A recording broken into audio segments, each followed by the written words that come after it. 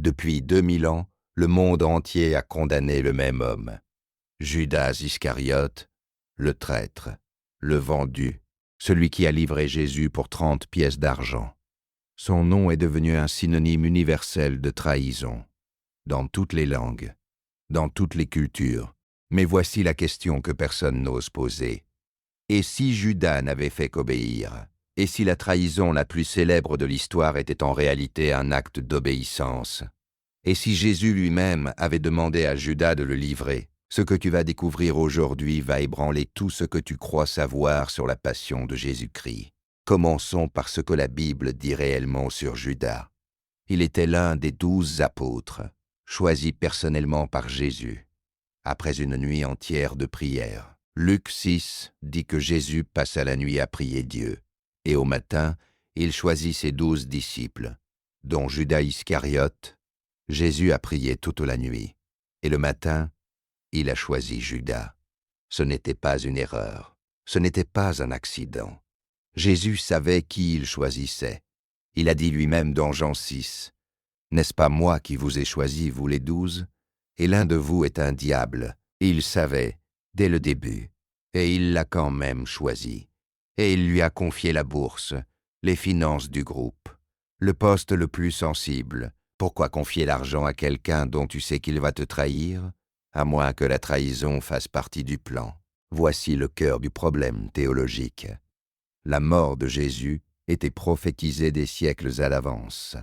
Ésaïe 53, les psaumes, Zacharie 11, trahi pour 30 pièces d'argent, Zacharie 11, verset 12, ses vêtements tirés au sort, psaume 22, ces prophéties devaient s'accomplir, pas peut-être.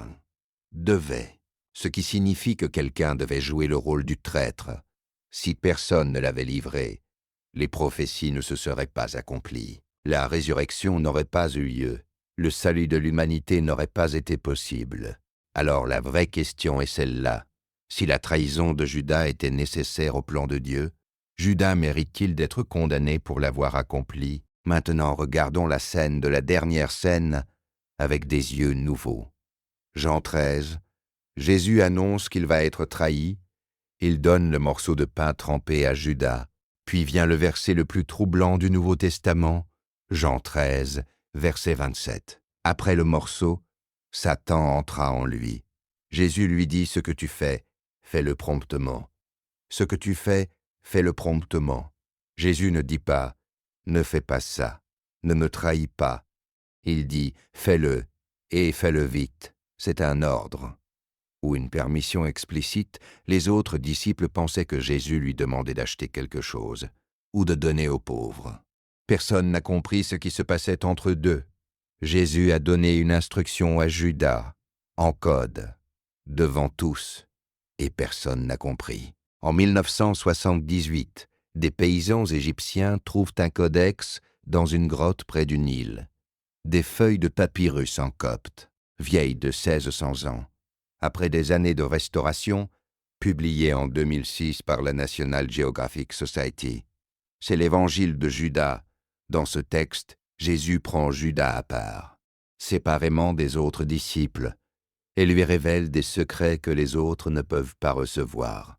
Il lui dit « Tu me surpasseras tous, car tu sacrifieras l'homme qui me sert de vêtement. Pas un traître, un libérateur, pas le pire des disciples. Le plus proche, le seul à comprendre vraiment. » L'Église a condamné ce texte dès le IIe siècle. Irénée de Lyon l'a attaqué dans son traité contre les hérésies. Mais sa condamnation même prouve qu'il circulait, qu'il était lu, qu'il a influencé des chrétiens.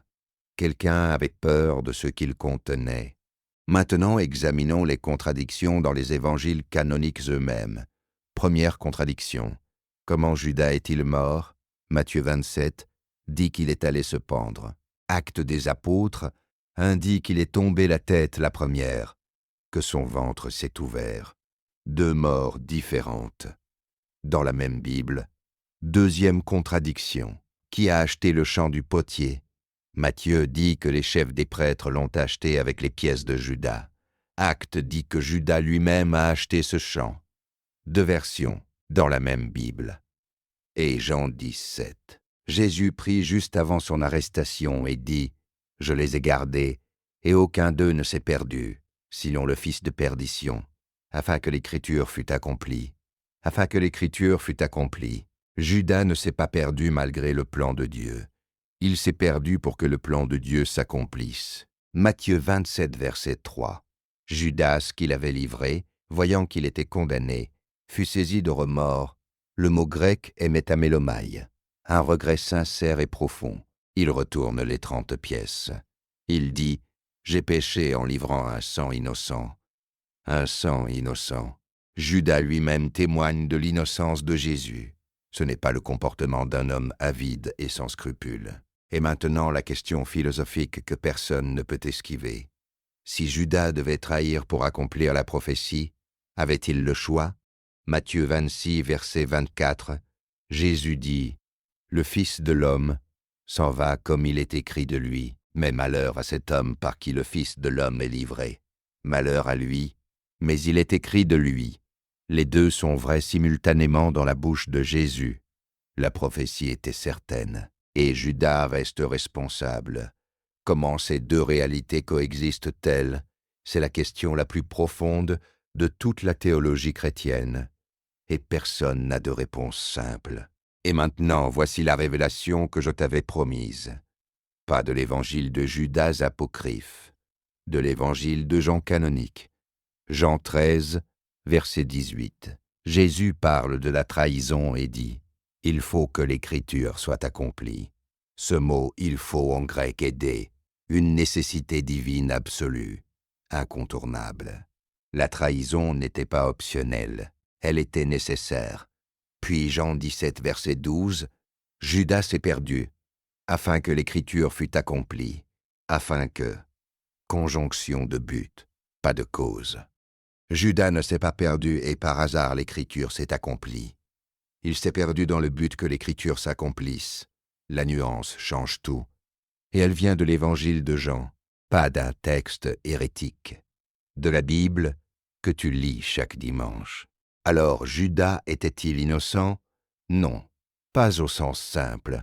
Il a trahi. Il l'a livré, il le reconnaît lui-même. Mais était-il le monstre sans âme que 2000 ans d'histoire ont fabriqué? La réponse est beaucoup moins certaine. Il était choisi délibérément par Jésus. Il a reçu des instructions de Jésus à la dernière scène. Il a accompli une prophétie vieille de 7 siècles. Il a montré un remords sincère. Et la Bible canonique dit que sa trahison était nécessaire pour que l'Écriture s'accomplisse. La vraie question n'est pas si Judas était innocent. La vraie question est celle-ci, si Dieu a pu utiliser la trahison la plus noire de l'histoire pour accomplir le plus grand acte d'amour de l'histoire, qu'est-ce que ça dit de comment Dieu peut utiliser tes propres échecs, tes propres trahisons, tes propres erreurs les plus sombres? Le message le plus profond de l'histoire de Judas n'est peut-être pas la condamnation. C'est que même le pire peut devenir l'instrument du meilleur. Est-ce que cette vidéo a changé ta façon de voir Judas? Est-ce qu'elle t'a choqué, mise en colère, fait réfléchir? Je veux lire ta réponse en commentaire. Et si cette vidéo t'a fait voir la Bible différemment, partage-la, parce que ces questions méritent d'être posées. Abonne-toi. La prochaine vidéo va encore plus loin. À très bientôt.